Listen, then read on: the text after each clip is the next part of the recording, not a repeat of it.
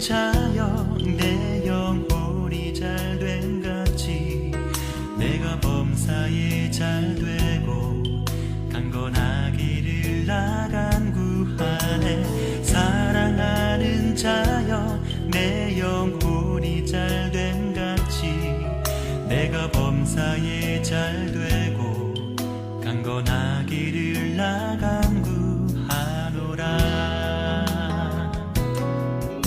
주의 그 사랑 안에서 그대를 보내사 만나게 하시고 교제케 하시며 하나 되게 하신 나의 주님 참 감사합니다.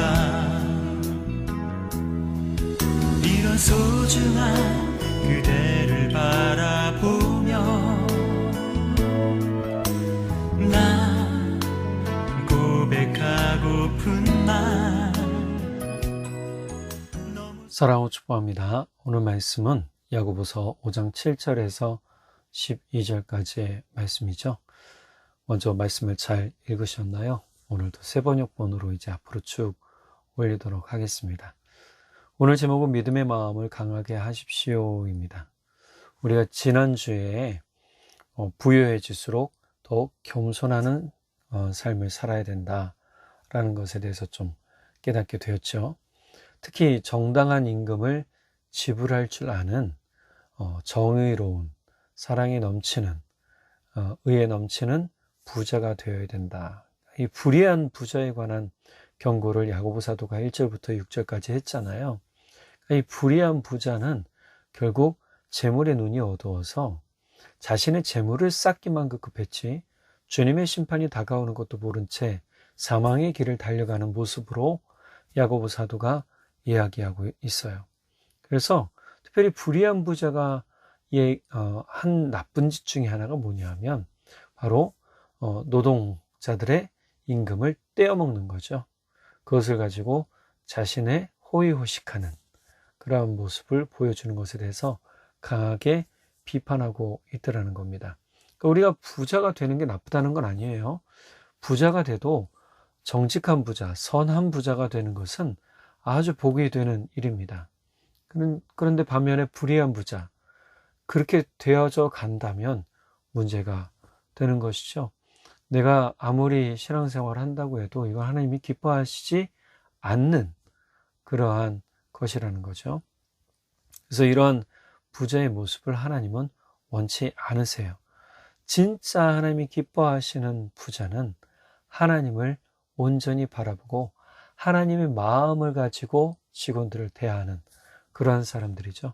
우리가 사랑으로 감동시키자라는 말을 가끔 듣고 또 그렇게도 하는데요. 그게 참 어려운 일인 겁니다. 부자가 될수록 특별히 더 그렇죠.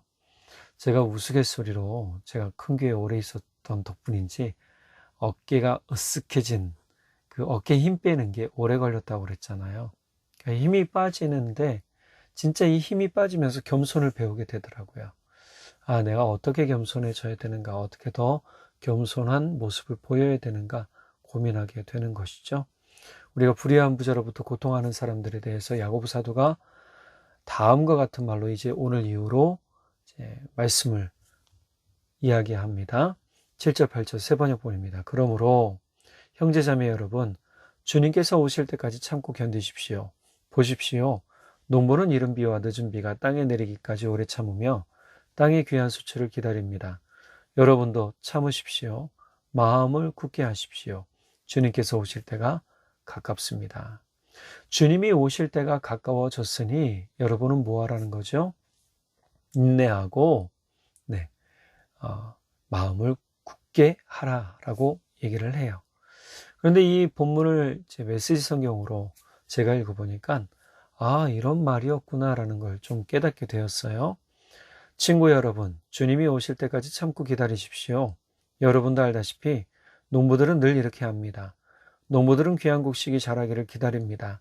더디지만 비가 내려 분명한 결과를 낼 것을 인내심을 가지고 기다립니다. 여러분도 그렇게 참고 기다리십시오.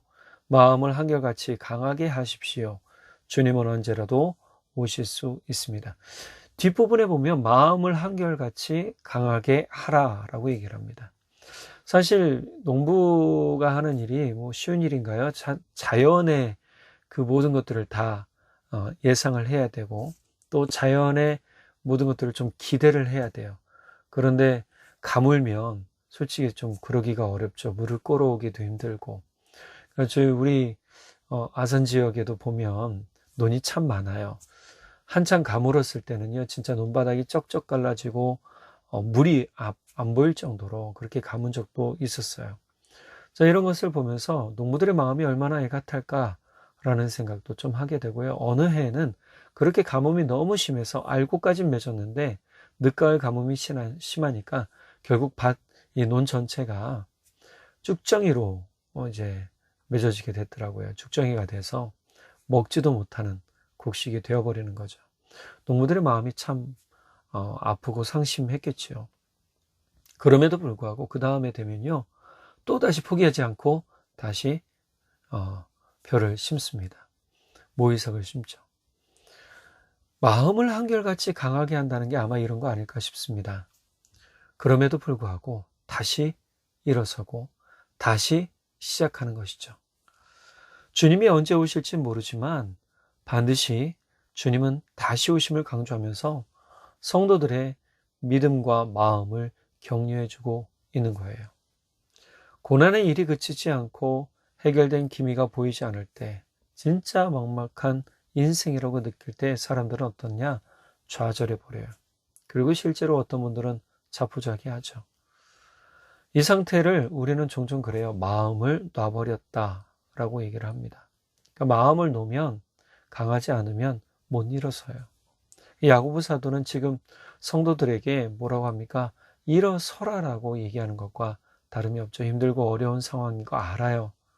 고난과 고통의 시간들을 견디고 있다는 걸 알아요. 그럼에도 불구하고 다시 한번 격려해 주는 거죠. 여러분 인내하십시오. 견디십시오. 농부가 다 이삭을 심어놓고 비를 기다리는 심정처럼, 그리고 반드시 비가 내리면 열매가 맺을 것이라는 기대하는 마음처럼 여러분 그렇게 마음을 한결같이 강하게 하십시오 라고 이야기하는 것이죠. 도대체 해결될 것 같지 않은 상황 가운데 놓인 삶의 포기가 답이라는 말이 정답인 것처럼 느껴질 때, 그거는 느낌인 것에 불과한 거죠. 우리 속담에 하늘이 무너져도 솟아날 구멍이 있다라는 말이 있습니다. 우리 형편이 진짜 최악의 상황이라고 할지라도 우리는 농부가 씨를 뿌리고 싹이 날지 잘 자랄지 열매를 맺을지 확신할 수 없음에도 포기하지 않는 농부처럼 야고보 사도는 예수 그리스도를 믿는 마음을 더욱 한결같이 강하게 할 것을 주문하고 있더라는 거예요. 우리의 마음이 지금 어떻습니까? 가물었습니까? 우리의 마음이 너무 강팍합니까? 막 먼지바람이 일어나는 마음입니까? 그래도 그렇다 할지라도 여러분 하나님의 은혜의 단비를 기다리는 심령이 되시기를 바랍니다. 하나님이 주시는 사랑의 단비로 다시금 회복해 될 것을 기다리는 심령이 되시기를 바랍니다. 언제 올지 모르는 비를 간절히 기다리며 포기하지 않는 농부는요, 반드시 그 열매를 거두게 됩니다. 우리는 이 말씀을 항상 기억하면서 하나님께서 우리와 함께 계심을 믿고 마음을 강하게 해야 합니다. 시편 126편 4절에서 6절 현대인의 성경입니다. 오 주여, 메마른 내게의 시내들이 다시 물이 흐르듯 포로된 우리를 예전처럼 다시 회복시켜 주소서. 눈물을 흘리며 씨를 뿌리는 사람은 기쁨으로 거두리라. 울며 씨를 뿌리러 나가는 사람은 정녕 기쁨으로 곡식단을 거두어 돌아오리라. 이 앞에 1, 2, 3절은 하나님께서 포로 귀환에 대한 약속을 하시고 실제로 돌려보내시며 회복시키는 것에 대해서 이제 이야기를 한단 말이에요. 그 다음에 4절, 5절, 6절 반드시 기쁨의 곡식단을 거두어 돌아오리라. 어떤 사람이요? 마음을 한결같이 강하게 하고 하나님을 신뢰하며 포기하지 않는 사람이요. 이렇게 인내한 사람에게 주님의 구원이 이루어지는 것이죠. 야고보 사도는 인내를 주문하면서 예언자들의 고난과 인내를 본보기로 삼을 것과 욥의 인내를 이야기하고 있어요. 오늘 욥이 어떤 사람인지 좀 봐야 되는데요. 고난 중에 있는 성도들을 격려하기 위해서 그렇게 이야기를 꺼내고 있어요. 야고보서 5장 10절에서 12절 세 번역분입니다. 형제자매 여러분, 주님의 이름으로 예언한 예언자들을 고난과 인내의 본보기로 삼으십시오. 보십시오. 참고 견딘 사람은 복되다고 우리는 생각합니다. 여러분은 욥이 어떻게 참고 견디었는지를 들었고 또 주님께서 나중에 그에게 어떻게 하셨는지를 알고 있습니다. 주님은 가여워하시는 마음이 넘치고 불쌍히 여기시는 마음이 크십니다. 자, 이 부분을 메시지 성경으로 다시 볼게요. 옛 예언자들을 여러분의 멘토로 삼으십시오. 그들은 모든 것을 참았고 온갖 고난을 겪으면서도 멈추지 않고 언제나 하나님을 경외했습니다. 끝까지 경주를 마친 사람들에게는 하나님께서 생명을 선물로 주실 것입니다. 물론 여러분은 욥의 인내에 대해 들었을 것입니다. 하나님께서 마지막에 어떻게 그에게 모든 것을 회복시켜 주시는지도 알 것입니다. 하나님께서 그렇게 하신 것은 그분은 돌보시는 분, 사소한 일까지 세세하게 보살펴 주시는 분이기 때문입니다. 저는 이 개역 세번역본과 또 이제 메시지 성경본에서 매칭이 되는 부분들을 한번 좀 찾아봤어요. 그런데 예언자들의 고난과 인내를 본보기, 뭐로 삼으라고 그러냐면 메시지 성경에서 멘토로 삼아라. 우리 눈에 보이지 않고 그냥 단지 책에 나와 있는 인물이긴 하지만 우리는 그들의 믿음을 본받아야 된다. 즉 멘토로 삼아서 우리의 믿음을 더욱 강하게 해야 된다라고 얘기했어요. 그래서 예언자들이 어떤 것을 견뎠습니까? 온갖 고난, 또 모든 것을 참았고 그러면서도 멈추지 않고 언제나 하나님을 경외했다라고 이야기를 하죠. 자, 그리고 끝까지 경주를 마친 사람들에게는 하나님께서 생명을 선물로 주실 것이다 라고 얘기를 해요. 이 생명은 뭐죠? 하늘 생명입니다. 하나님 나라의 영원한 생명을 선물로 주실 것이다 라고 이야기를 하죠. 욥의 이야기를 보면 알겠지만 초반과 중반의 이야기만 보면 분명히 욥은 실패한 인생입니다. 재산, 자녀 다 잃고 부인도 떠나가 버렸어요. 심지어 자신의 몸은 병들었고 의인이라는 말이 무색해질 정도로 완전히 무너진 초라한 것을 뛰어넘는 궁색한 모습이 되어버렸어요. 하나님은 욥을 떠나신 것 같았고 하나님은 욥에 대해 무관심하신 것 같았어요. 심지어 욥을 위로하러 왔던 세 명의 친구 엘리바스, 빌닷, 소발은 욥을 공격하는 말을 서슴지 않고 해요. 이 공격이 뭐죠? 정죄하는 겁니다.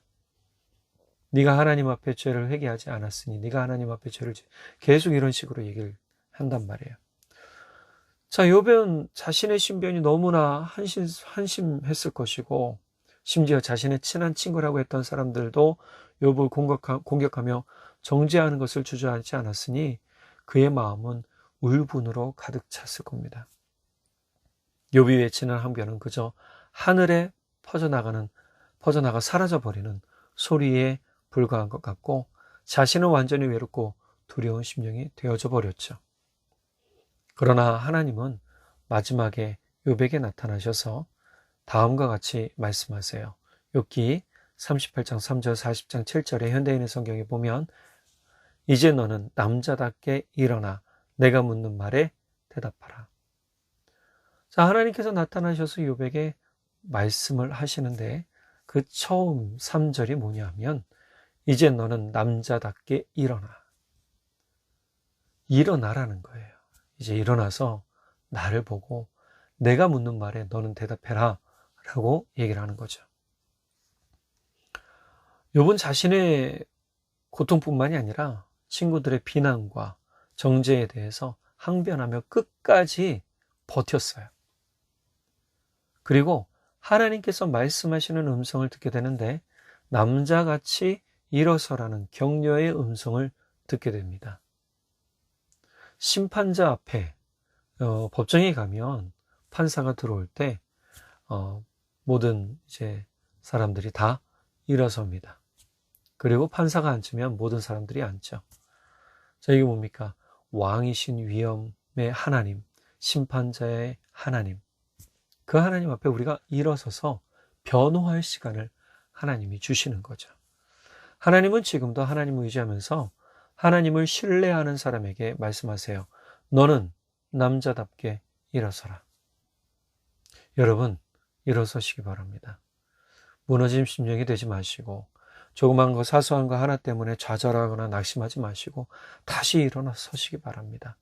주님이 여러분의 손을 잡고 계시는 것을 믿고 일어서시기 바랍니다. 하나님의 말씀을 다 들은 욥은요, 하나님의 끊임없는 질문을 다 듣고 다음과 같이 답합니다. 욥기 42장 2절 현대인의 성경입니다. 주님께서는 무슨 일이든지 다 하실 수 있는 분이시므로 주의 계획은 그 어느 것도 좌절될 수 없다는 것을 나는 압니다. 자, 욥이 그동안 자신이 항변했던 게 뭐죠? 나는 무죄합니다. 나는 억울합니다. 하나님 말씀해 주십시오. 하나님 이야기해 주십시오. 그냥 차라리 내 목숨 가져가 주십시오. 이렇게까지 얘기를 했죠. 자, 그래도 포기하지 않는 하나님을 끝까지 바라보면서 하나님 앞에 끝까지 서려고 했던 욥의 모습을 하나님이 어떻게 해요? 잘 보셨더라는 거예요. 여러분, 우리 조금만 힘들어도, 조금만 어려워도, 또 조금만 괴로워도 하나님을 향해서 너무나 많은 괴로움을 토로할 때도 있을 것이고 또 아픔을 토로할 때도 있을 거예요. 그때마다 하나님이 우리를 버리신 게 아니에요. 응답이 없다고 해서 하나님을 우리를 버리신 게 아니란 말이에요.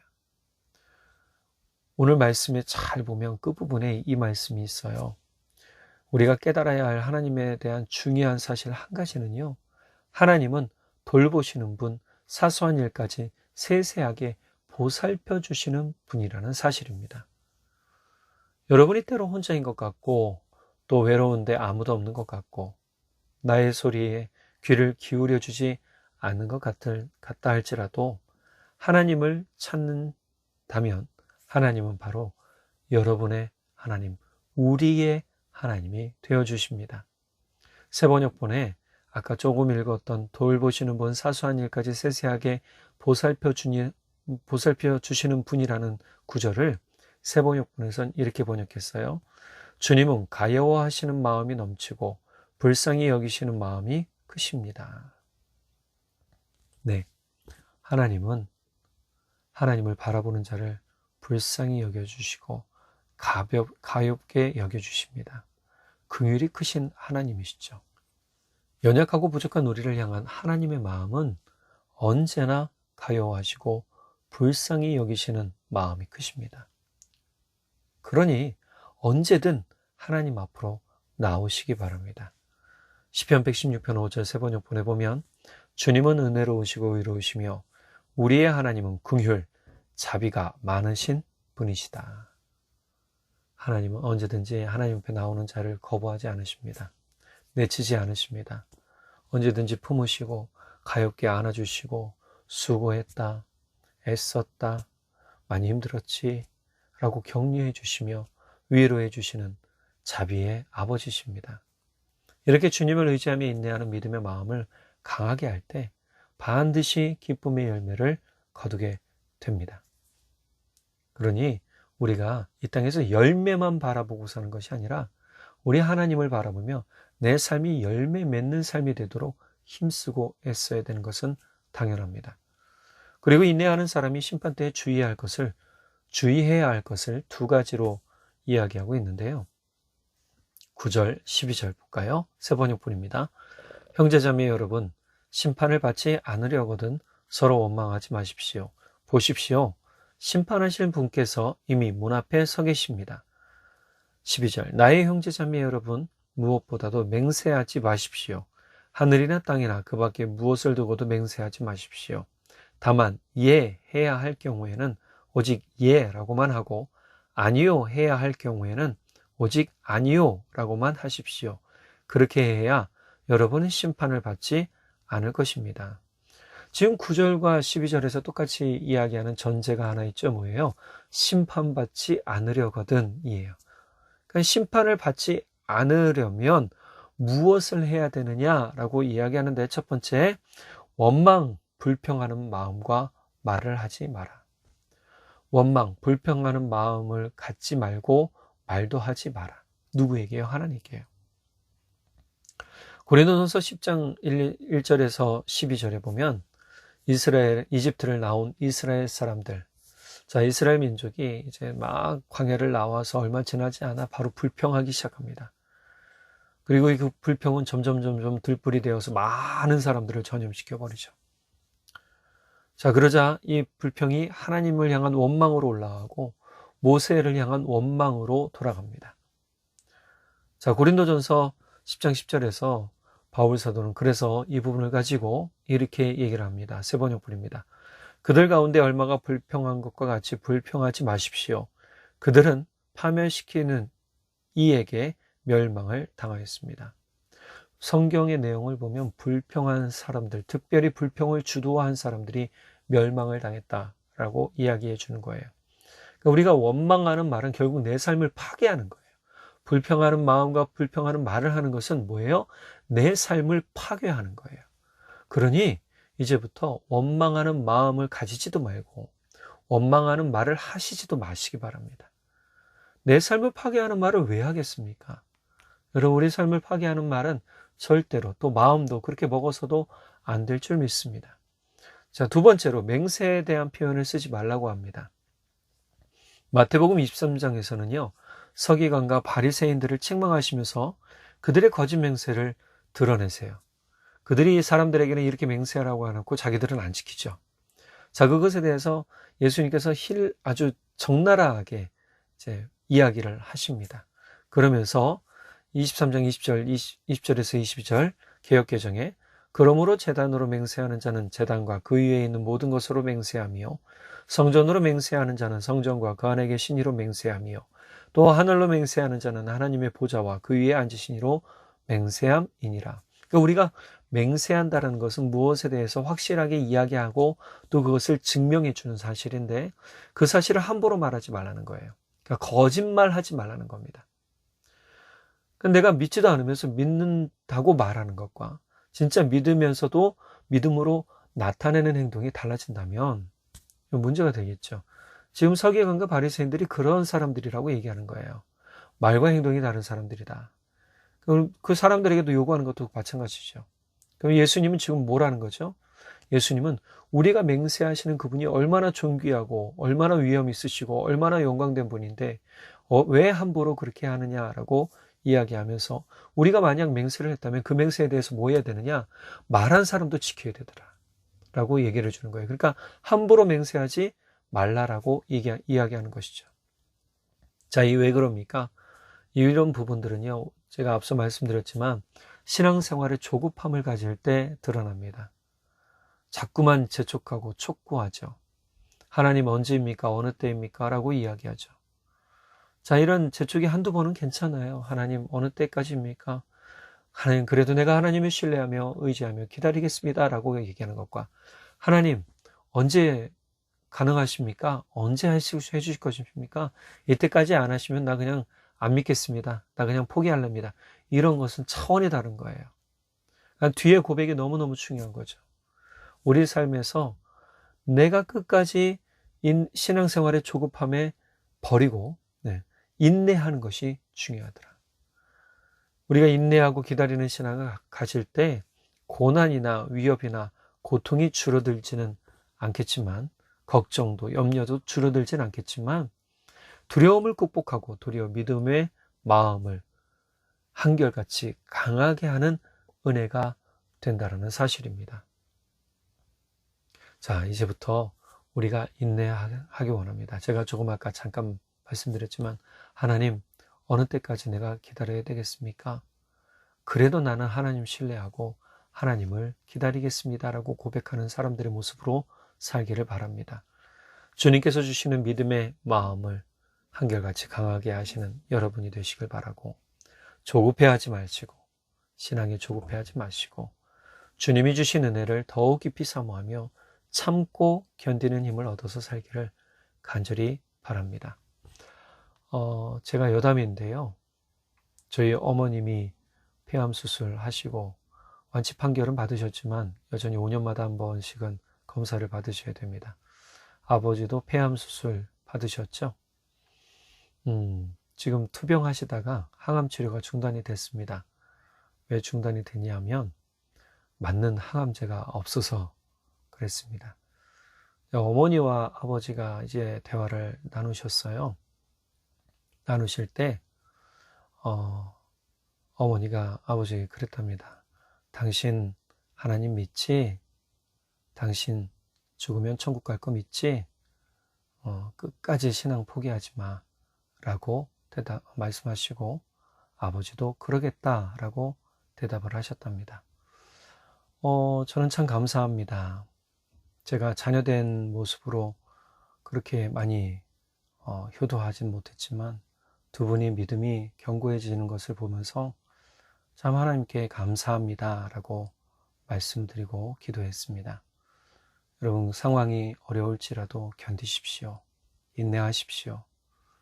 반드시 열매를 맺을 것입니다. 기쁨의 곡식단을 가지고 주님 앞에 나오게 될 것입니다. 고통으로 인해 울며 힘들어하고 괴로워할지라도 여러분의 믿음의 마음을 한결같이 강하게 하시기를 간절히 축복합니다. 기도하겠습니다. 사랑의 하나님 아버지, 참 감사합니다. 우리 삶에서 믿음의 마음을 강하게 하는 것이 얼마나 힘든지 우리는 잘 알고 있습니다. 조금만 힘들고 어려워도 우리 입에서 나오는 말은 늘 불평이요 불만이고 우리 마음에서도 그것이 분노가 되어 하나님을 향한 삿대질이 되어 있을 때가 종종 있었습니다. 주님, 용서해 주십시오. 이제 우리는 하나님을 향해 원망하지 않겠습니다. 또 불평하는 마음, 불만을 가지는 마음, 맹세하는 것도 함부로 하지 않겠습니다. 주님, 우리가 정직한 말로 말하게 하시고 오직 예와 아니오로만 대답하여서 주님 앞에 진실한 사람의 모습으로 서도록 주님 도와주시고, 특별히 우리가 고통과 모든 상황이 나아지지는 않겠지만 그럼에도 불구하고 우리 안에 신앙의 조급증을 버리고 주님 앞에 서겠사오니, 주님, 우리가 끝까지 주님을 신뢰할 때 주님, 우리 손을 놓지 말아 주십시오. 주님께서 언제나 한결같이 우리를 불쌍히 여기시고 가여워하시며 우리를 끝까지 보살피시는 분이신 것을 믿고 감사드리며 우리 주님 예수 그리스도의 이름으로 기도드렸습니다. 아멘. 여러분, 추운 날씨에 감기 조심하시고 빙판길 조심하시기 바랍니다. 여러분, 주일날 또 뵙도록 하겠습니다. 사랑하고 축복합니다. 사랑하는 자여, 내 영혼이 잘된 같이 내가 범사에 잘되고 강건하기를 나간 구하네. 사랑하는 자여, 내 영혼이 잘된 같이 내가 범사에 잘되고 강건하기를 나간 구하노라.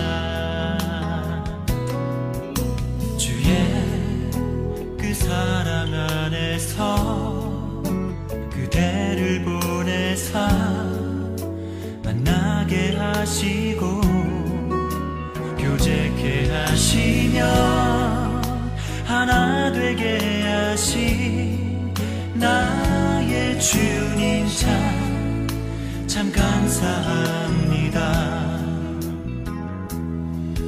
이런 소중한 그대를 바라보며 나 고백하고픈 말,